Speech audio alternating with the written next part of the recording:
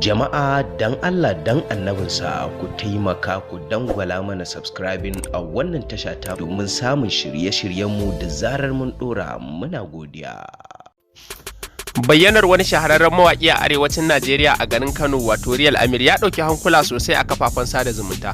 Za mu bayyana muku cikakken rahoto dangane da wannan matashin mawaƙi mai suna Real Amir, amma kafin mu bayyana muku cikakken rahoto dangane da shi, ku daure ku danna wannan bidiyo da kuke kallo alamar liking. Idan wannan ne zuwan ku na farko wannan tasha mai albarka, ku daure ku yi subscribing sannan ku danna alamar ƙararrawar sanarwa domin samun makamantan irin waɗannan bidiyoyi za su dinga riskar ku da zarar mun dora. Kamar yadda muka saba kawo muku cikakkun tattaunawa da wasu fitattun jarumai na masana'antar shirya fina-finai ta Kannywood da ma shahararrun mawaka. A yau kuma muna ɗauke da bayani dangane da wani shahararren matashin mawaki kuma matashin jarumi a masana'antar shirya fina-finai ta Kannywood. Matashin mawakin mai suna Real Amir an haife shi ne a garin Kano, kamar yadda za mu ba ku takaitaccen bayaninsa. Ku gyara zama domin jin takaitaccen bayani dangane da wannan matashin mawaki mai suna Real Amir, wanda kuma zai saki wata zazzafar waka wadda za ta ɗauki hankula sosai a kafafen sada zumunta. Ita ma za mu bayyana muku rahoto dangane da wannan waka ta matashin mawaki wato Real Amir. Wannan matashin mawaki mai suna Real Amir cikakken sunansa shine nan Usman Awwal.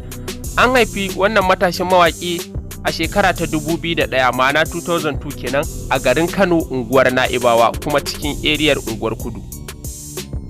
Inda ya shiga harkar industry tun yana da shekara 15, yanzu ya shafe tsawon shekara 6 kenan yana fafatawa a cikin masana'antar shirya fina-finai ta Kannywood, inda kuma ya sha gwagwarmaya kala-kala da mutane.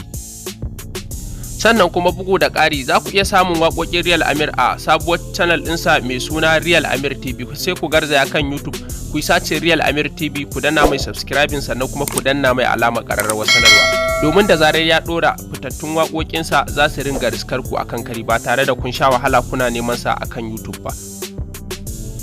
Zazzafar waƙar da zai sakar muku kuma ita ce nan mai suna Ataka.